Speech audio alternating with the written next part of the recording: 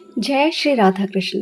Friends, आज की इस वीडियो में हम गोवर्धन पूजा की कथा सुनेंगे। कार्तिक शुक्ल पक्ष प्रतिपदा को गोवर्धन की पूजा होती है।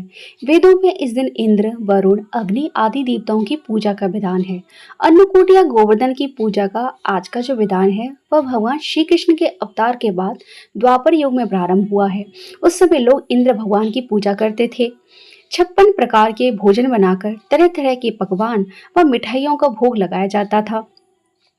गाय, बैल आदि पशुओं को स्नान कराया जाता था। उनके पैर धोए जाते थे। फूल, माला, धूप, चंदन आदि से उनका पूजन किया जाता था। गायों को मिष्ठान खिलाकर उनकी आरती करके प्रदक्षिणा ली जाती थी। कई तरह के पकवानों का पहाड़ बनाकर बीच में श्री कृष्ण की मूर्ति रखकर पूजा की जाती थी। कहीं कहीं गोबर से गोवर्धन व श्री कृष्ण की मूर्ति बनाकर भी पूजा की जाती थी। इस दिन संध्या के समय दैत्यराज बलि का भी पूजन किया जाता है। पूजन के बाद अन्नकूट की कथा भी सुननी चाहिए। कथा इस प्रकार है।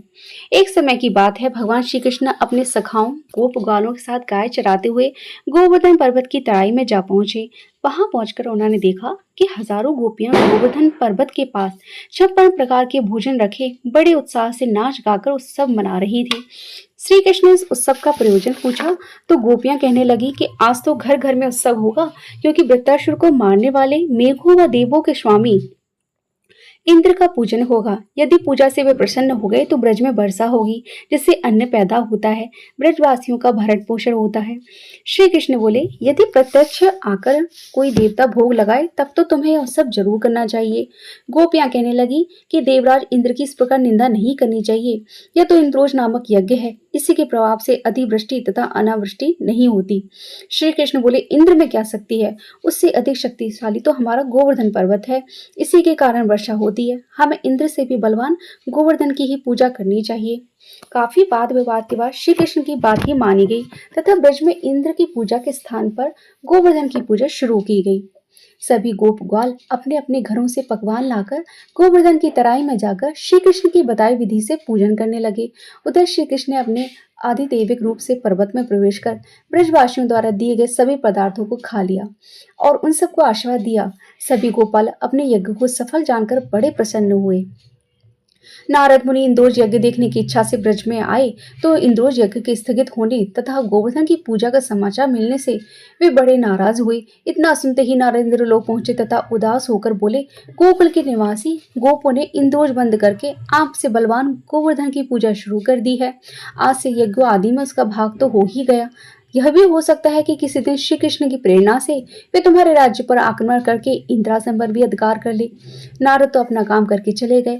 अब के इंद्र क्रोध में लाल पीले हो गए। उन्होंने मेघों को आज्ञा दी कि गोकुल में जाकर प्रलय कर दे।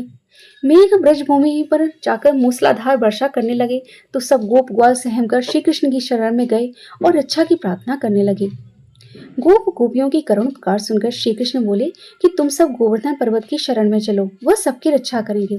सब गोप ग्वाल पशुधन सहित गोवर्धन की तराई में आ गए। श्री कृष्ण ने गोवर्धन को अपनी कनिष्ठा उंगली पर उठाकर छाता सा तान दिया। गोप ग्वाल 7 दिन तक उसी की छाया में रहकर अतिवृष्टि से बच गए। सुदर्शन चक्र के प्रभाव से ब्रजवासियों पर एक बूंद भी जल नहीं पड़ा। यह चमत्कार देखकर ब्रह्मा जी द्वारा श्री कृष्ण अवतार की बात सुनकर इंद्रदेव अपनी मूर्खता पर पश्चाताप करते हुए श्री कृष्ण से क्षमा याचना करने लगे। श्री कृष्ण ने 7वें दिन ब्रज गोवर्धन को नीचे रखकर ब्रजवासियों से कहा कि अब तुम प्रतिवर्ष गोवर्धन पूजा कर अन्नकूट का पर्व मनाया करो। तभी से यह पर्व के रूप में प्रचलित है और हम सब मिलकर गोवर्धन की पूजा करते हैं, क्योंकि जो गोवर्धन महाराज है वो हमारे ठाकुर जी का ही रूप है। प्रतिवर्ष लोग गोवर्धन की परिक्रमा लगाने के लिए भी जाते हैं। तो और भारत में तो अलग अलग जगहों पर गोबर से गोवर्धन पर्वत बनाया जाता है, उसकी पूजा की जाती है। तो गोवर्धन के दिन घर पर गोवर्धन की पूजा करने के साथ साथ गायों की पूजा भी ज़रूर करें। उन्हें कुछ मिठाई, मिष्ठान या फल या चारा आप जो भी खिला सके ज़रूर खिलाएं। गोवर्धन के दिन गौशाला में जाकर देशी घी का दीपक यदि जला सके तो जरूर जलाना चाहिए। भगवान कृष्ण की कृपा बनी रहती है। फ्रेंड्स, यहाँ पर हमारी गोवर्धन की कथा पूरी हुई। यदि ये कथा आपको पसंद आई है तो प्लीज़ इस वीडियो को लाइक कर दीजिए और इस कहानी को ज़्यादा से ज़्यादा शेयर कीजिए। चैनल पर यदि पहली बार आए तो प्लीज़ चैनल को सब्सक्राइब कीजिए। वीडियो को पूरा देखने के लिए आप सबका बहुत बहुत धन्यवाद। जय श्री कृष्ण।